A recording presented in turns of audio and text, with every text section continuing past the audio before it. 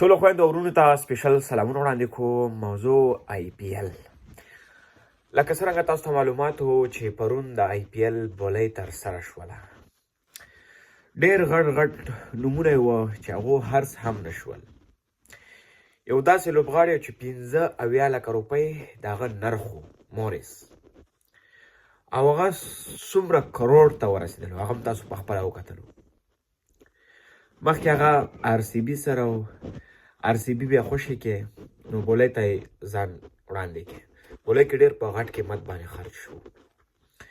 را به شو د افغانستان لوبغاړو ته.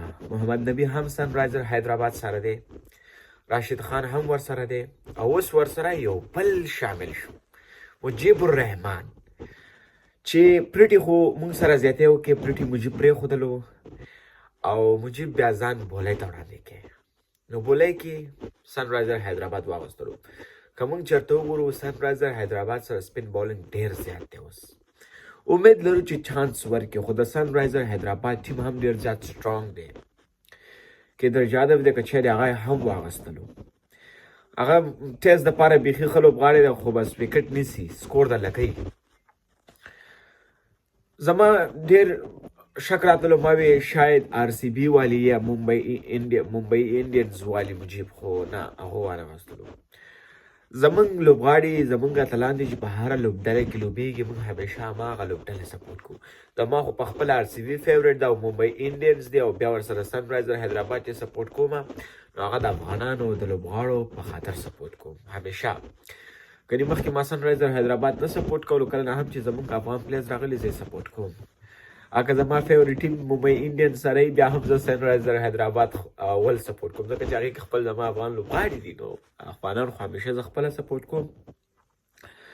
نو د IPL کله شروع کیږي خویندو ورونو؟ IPL په اپریل کې شروع کیږي. بولۍ اوس په فبروري کې ترسره شوله او شروع به په اپریل کې شي. که چېرته کورونا همدغسې جاري نو شاید ګراوند کې چې کوم تماشبین دي شاید دا پرېږدي، او که چېرته یې پرېږدي هم نو زیات بیا نه پرېږدي، بیا ډېر زیات کم پرېږدي، یا 10% یا 15% دومره پرېږدي. اوس به موږ دعا کوو زموږ افغان لوبغاړو ته چې په دغه کې ښه پرفارمنس وکړي. ګورئ موږ منو دغه چې کوم زموږ لوبغاړي ورځي دو پیسه هم پیدا کوي، خپل نوم هم پیدا کوي، د افغانستان نوم ته ګټه هم رسوي. څنګه راشد شو چې کله راشد ځلیږي نو اوله د افغانستان نوم هم ورسره یادېږي چې راشد از فرام افغانستان. ګورئ راشد د افغانستان نه، ګورئ چې کله هم نبي ښه بالینګ کوي که نه افغانستان نوم ورسره یادېږي.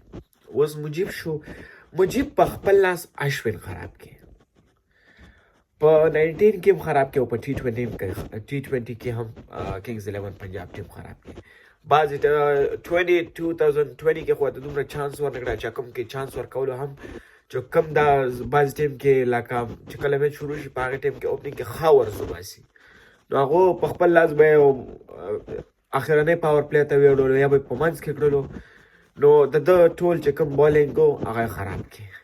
بیا ښه پرفارمنس ته ونه شو.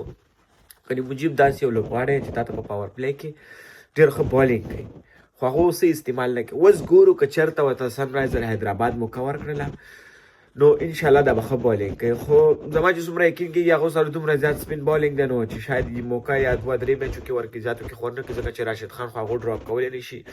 د محمد نبي هم بعضې لوبو کې شکې چې هغه لوبو کې اخلي که نه اخلي، ځکه چې هغو سره دومره ښه پلیرز دي، ویلیمز دی، ډیوډ وارنر دی، برشتو دی، که څه دی هغه دی، ډېر ښه پلیرز ورسره دي، مارش ورسره دی، هولډر ورسره دی. نو راشد خان خو انشاءالله همیشه ضرور لوبېږي، خو د نبي چانس هم بعضې وخت کې، او مجیب هم ورسره تقریبا 10-15% اوس ورسره د مجیب چانس وي.